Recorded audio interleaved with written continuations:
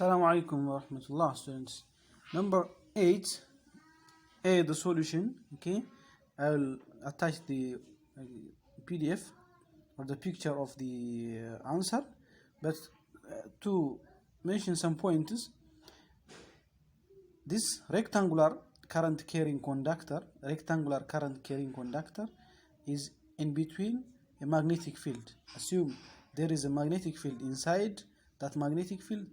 What is current flowing inside a rectangular conductor or current carrying coil or wire? So that the question is the formula to find the force on the rectangular current carrying coil. That means the torque. You know that the turning effect of force is torque, the turning effect. So what is asked here exactly is the torque. Okay, now we have parameters. In this rectangular coil we have two forces, one up, the other down. You know that how to find the direction of the force using right hand rule or left hand rule, we have discussed before. So let F is the force on the wire, L is the length of the coil, this is the length of the coil, from this to this point is the length of the coil, N is number of turns, I is the current flowing, and B is width of the coil. Width of the coil.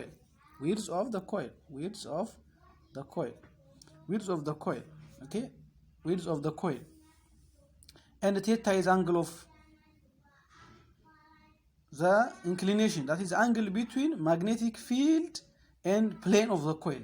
The coil itself, it has plane, so that plane tilts with an angle of theta from where? From the direction of the magnetic field. Now look, these are the two forces. This is the total breadth or width of the coil, and L is the length of the coil. Now we can formulate a formula to the turning effect of these two forces on the rectangular coil. The turning effect of, that means the torque of the two forces on this rectangular coil. Now you know that force is equal to BIL times N. Force is BIL for a single coil having length L. If we have one rectangular turning, you know that we can have circular turning, circular loop, then a number of loops will be there. This is one single. We will have number of rectangular coils turning up. Number of rectangular coils, just like this one. Number of rectangular coils, that means a current will be there inside. All these rectangular coils, You will have number. So that is why the force is B times I times L times N. So the magnitude of the force, each force on a single is BIL.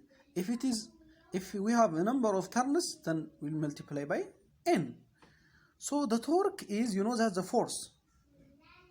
That is the turning effect on the coil.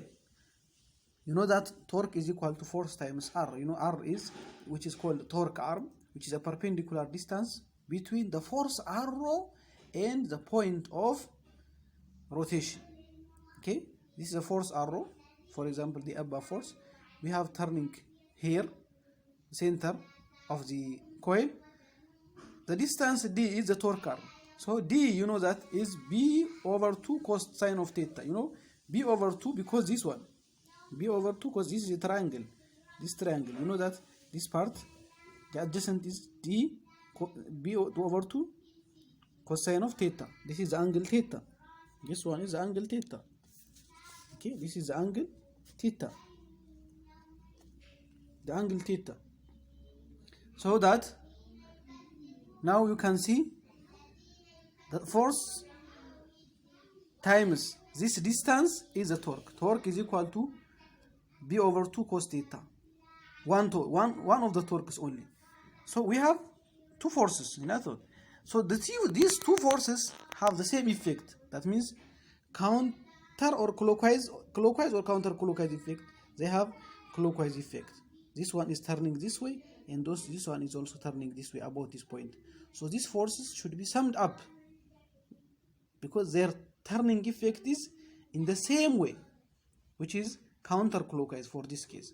So simply the summation of the torque will be torque 1 plus torque 2, then force times b over 2 cosine of theta plus force times b over 2 cosine of theta, the same effect. So we'll sum up simply. So b over 2 plus b over 2 is b. So force times b cos theta is what? The total torque, which is, you know that the force is BILN times b cos theta is the torque, the total torque. So simply, you know that L times B, this L times B is length times breadth, or length times width is simply the area of the rectangular coil, length times B.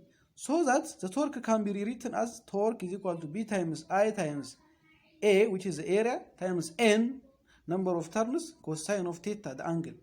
So if theta, the angle is 0 degree, that means if the magnetic field direction in the coil is, that means the coil is in the same direction, 0, that means the angle is 0, means cosine is 1, so it is maximum torque will be there. If theta is 90 degree, then the torque will be 0. Why the torque is 0? The force is there. The force is there. Why the torque is 0 in this case? Because the torque arm is 0.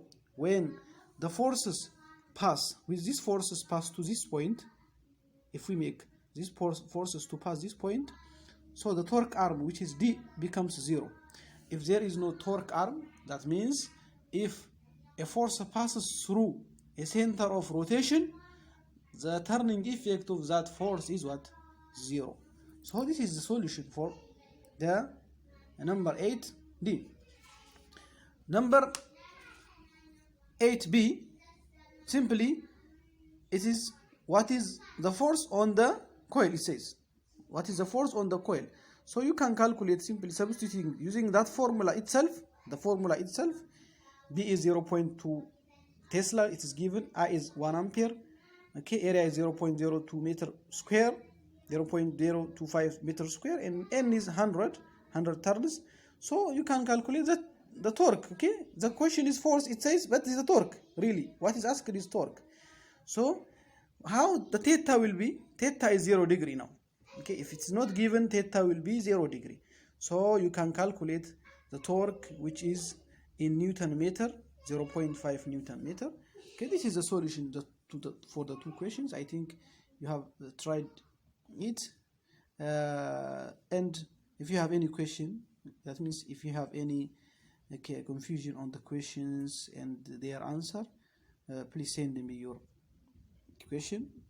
Good luck.